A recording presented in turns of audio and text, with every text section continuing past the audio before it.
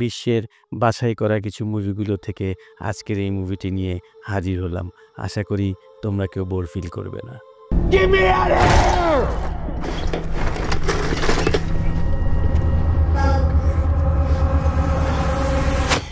বন্ধুরা, আজ তোমাদের জন্য এমন একটা মুভি বাছাই করে নিয়ে এসেছি যেটা শেষ পর্যন্ত দেখলে তোমাদের মাথা ভনভন করে ঘুরতে থাকবে, যেমন আমারটা ঘুরতেছে।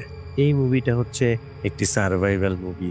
এই মুভিতে একটা লোক একটা ছেলের সাথে দেখা করে যে বিপদে পড়ে, আর এই বিপদ থেকে সে আদৌ কি উদ্ধার হতে পারে কি পারে না তা এন্ডিংয়ে খুব সুন্দরভাবে বোঝানো হয়েছে।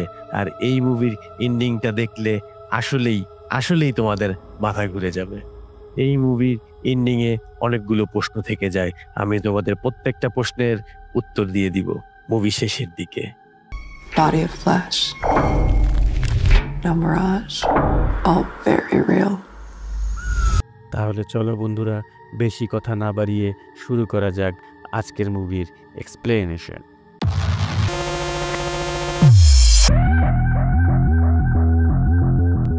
মুভিটির শুরুতেই আমরা একটি বাচ্চা ছেলেকে দেখতে পাই যে মানুষজনহীন এবং খুব গরম একটি মরুভূমির মতো জঙ্গলে একা একা হাঁটতেছিল। সবচেয়ে অদ্ভুত এবং ভয়ঙ্কর ব্যাপারটা হলো বাচ্চা ছেলেটি একটি মানুষের আঙ্গুল খেতে খেতে হাঁটতেছে। বন্ধুরা, আমি প্রথমেই তোমাদের কাছে ক্ষমা চেয়ে নিচ্ছি। আমার অনেক ঠান্ডা লেগেছে, তাই আমার ভয়েস বুঝতে তোমাদের একটু প্রবলেম হতে পারে। অবশ্যই তোমরা এটি ক্ষমা দৃষ্টিতে দেখো প্লিজ। এরপরেই আমরা দেখতে পারি একটি লোক একা একা অ্যারিজোনার মতো ভয়ঙ্কর এক জঙ্গল দিয়ে হাঁটতেছে। তার নাম হচ্ছে ব্র্যান্ডন স্টোন। সে একজন ফটোগ্রাফার। সে আসলে এখানে গাড়িতে করেই এসেছে, কিন্তু অনেকটা পথ আসার পরে এরপরে আর গাড়ি চলার মতো কোনো রাস্তা নেই, তাই সে গাড়ি থেকে নেমে একা একা হাঁটা শুরু করে। সে সাথে করে একটি ব্যাগ, কিছু খাবার আর একটি ক্যামেরা নিয়ে এসেছে ছবি তোলার জন্য। সে একটি পাহাড় বেয়ে একটি উঁচু জায়গায় চলে আসে, কারণ আজকে হচ্ছে সূর্যগ্রহণের দিন আর সে খুব সুন্দর সুন্দর সূর্যগ্রহণের ছবি তুলতে চায়। সে অনেকটা সময় এখানে ব্যয় করে এবং সন্ধ্যা হওয়ার আগে আগে সে বাড়ি ফিরে যাওয়ার জন্য আবার ব্যাক করে। ব্র্যান্ডন যখন বাড়ি ফিরে যাওয়ার জন্য পাহাড় বেয়ে নিচে নামছিল, কিছু দূর যাওয়ার পরেই সে একটি ছেলেকে দেখতে পায় একটি গাছের নিচে ছায়ার মধ্যে বসে বসে কান্না করতেছিল। ব্র্যান্ডন তো একে দেখে অবাক হয়ে যায় যে এত নিরিবিলি জায়গায় এ ছেলেটি কোত্থেকে আসলো। ব্র্যান্ডন কাছে গিয়ে জিজ্ঞেস করতেই ছেলেটি বলে সে হারিয়ে গিয়েছে। তো ব্র্যান্ডন চিন্তা করে আশেপাশে হয়তোবা এই ছেলেটির বাড়িঘর আছে, কিন্তু দূর দূরান্ত পর্যন্ত কোথাও কোনো বাড়িঘর দেখা যাচ্ছিল না। সেজন্য ব্র্যান্ডন ভাবে যে ছেলেটিকে তার সাথে করেই নিয়ে যাবে, কিন্তু ছেলেটি উঠেই সেখান থেকে ব্র্যান্ডনকে কিছু না বলেই হাঁটতে শুরু করে সামনের দিকে। ছেলেটা আরো বলে যে আমার মা বাবা সামনের দিকেই আছে। তো ব্র্যান্ডন চিন্তা করে ঠিক আছে, সামনের দিকেই যেহেতু আছে আমি ছেলেটাকে কিছু দূর আগিয়ে দিই। কিছু দূর যাওয়ার পরে ব্র্যান্ডন ছেলেটিকে দাঁড়াতে বলে। সামনে কাউকেই দেখতে পাচ্ছিল না। এরই মধ্যে ছেলেটি ব্র্যান্ডনকে অনেক দূর পর্যন্ত নিয়ে এসেছে। এরপর ছেলেটি থেমে যায় এবং ব্র্যান্ডনের কাছে পানি চায়। ব্র্যান্ডন যখন পানি দেয়, ছেলেটি পানি খেয়ে একটু মুচকি হেসেই আবার সে সামনের দিকে রহস্যজনকভাবে চলে যায়। এটা দেখে ব্র্যান্ডন বুঝতে পারে যে ছেলেটি তাকে ইচ্ছে করে এখানে নিয়ে এসেছে, এবং সে আরও বুঝতে পারে যে এটা সে ভুল করেছে, কারণ কিছুক্ষণ পরে অন্ধকার হয়ে যাবে এবং সে গাড়ি থেকে অনেক দূর চলে এসেছে। এখান থেকে যদি সে গাড়ির উদ্দেশ্যে রওনা হয় তাহলেও গাড়িতে পৌঁছাতে পৌঁছাতে অনেকটা রাত হয়ে যাবে, আর অন্ধকারের মধ্যে সে পথ ভুলও করতে পারে। কিন্তু কোনো কিছু করার নেই। সে হাঁটতে হাঁটতে ঘুটঘুটে অন্ধকার হয়ে যায়। সে যা চিন্তা করেছিল তাই হয়েছে। দিনের বেলায় এখানে খুব গরম থাকে, রাতের বেলায় আবার খুব ঠান্ডা। তাই সে নিজেকে বাঁচানোর জন্য একটি পাথরের নিচে চুপ করে শুয়ে পড়ে। কিন্তু এই পরিস্থিতিতে কি কারো ঘুম আসে? তোমাদের কি ঘুম আসতো সেটা অবশ্যই কমেন্ট বক্সে জানিয়ে দিও। হঠাৎ করে ব্র্যান্ডন একটি শব্দ শুনতে পায়। এই শব্দটি কোন জায়গা থেকে আসলো সে সেটা দেখতে গিয়ে সামনে দেখতে পায় নিচু জায়গায় একটি ঘর। সে চিন্তা করে এই মানুষজনহীন এলাকায় যেখানে অনেক গরম, অনেক ঠান্ডা, সেখানে কিভাবে মানুষ ঘর বানিয়ে এখানে বসবাস করতে পারে, এইটা ভেবেই তো সে অবাক হয়ে যায়।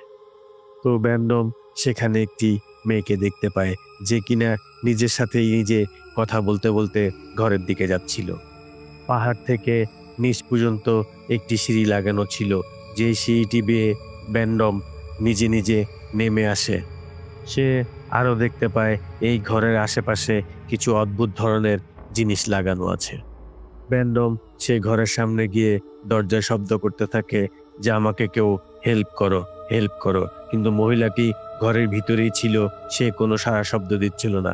ব্যান্ডমের যেহেতু অনেক ঠান্ডা লাগতেছিল আর তার যেহেতু সাহায্যের প্রয়োজন, তাই সে নিজে নিজেই ঘরের ভিতরে প্রবেশ করে। মহিলাটি ঘরের ভিতরেই ছিল আর তার নাম হলো লিনা। অদ্ভুত ব্যাপার হলো, এরকম একটা লোককে দেখে এই লিনা কোনো রকমের কোনো ভয়ই পেল না এবং কিছু বললও না। ব্যান্ডম বলে, দেখেন আমি এখানে হারিয়ে গিয়েছি। তো লিনা কোনো উত্তর না দিয়ে বলে, বসেন, খাবার খান। ব্যান্ডম তো খাবার টেবিলে বসে একটু অবাক হয়, কিন্তু বাহিরে ছিল প্রচণ্ড ঠান্ডা, তাই তাকে ভিতরেই থাকতে হবে আর এই মহিলার কথাও শুনতে হবে।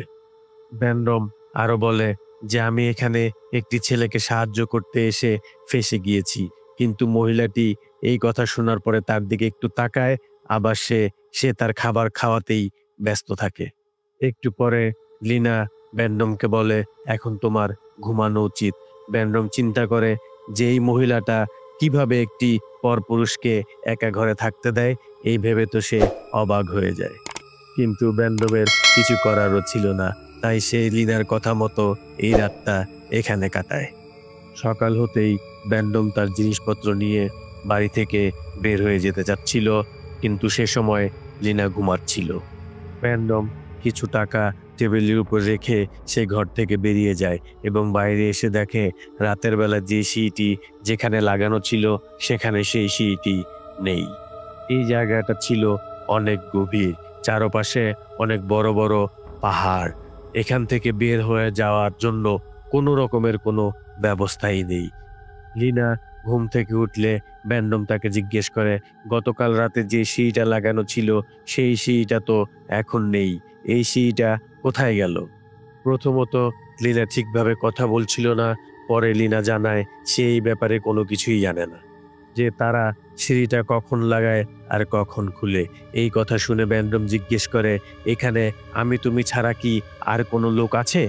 এই কথা শুনে লিনা কোনো উত্তরই দেয় না। ব্যান্ডম আশেপাশে তাকিয়ে দেখে কোথাও কাউকে দেখা যাচ্ছে না। কি আর করার, ব্যান্ডমের হাতে ছিল ক্যামেরা, তাই সে আশেপাশের কিছু ছবি তুলতে শুরু করে এবং সে খেয়াল করে পাহাড়ের গায়ে কিছু অদ্ভুত চিত্র আঁকা রয়েছে। দুপুরবেলায় পাহাড় বেয়ে এখান থেকে বের হওয়ার অনেক চেষ্টা করেছিল ব্যান্ডম, কিন্তু সে সফল হয় না, তাই বাধ্য হয়ে আজকের রাতটাও তাকে এখানে থাকতে হয়। পরের দিন সকালবেলা একটা বক্স থেকে সে কিছু সরঞ্জাম সংগ্রহ করে, যেমন একটা হাতুড়ি ও একটি কাপড়।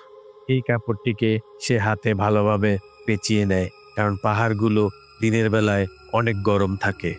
সে ধীরে ধীরে হাতুড়ি দিয়ে পাহাড় বেয়ে উপরে ওঠার চেষ্টা করতেছিল, কিন্তু রশি ছাড়া আসলে পাহাড় তো এত উপরে ওঠা যায় না, কিন্তু সে তারপরেও অনেকটা উপরে উঠে গিয়েছিল। হঠাৎ করে উপর থেকে কিছু বাচ্চা ছেলের শব্দ শোনা যাচ্ছিল। তখনই ওই বাচ্চা ছেলেরা একটি প্রাণীর মাথা কেটে নিচে ফেলে দেয়, আর ভয় পেয়ে ব্যান্ডম উপর থেকে নিচে পড়ে যায় এবং নিচে পড়ে গিয়েই সে অজ্ঞান হয়ে যায়। সারাদিন সে অজ্ঞান হয়ে সেখানে পড়েছিল।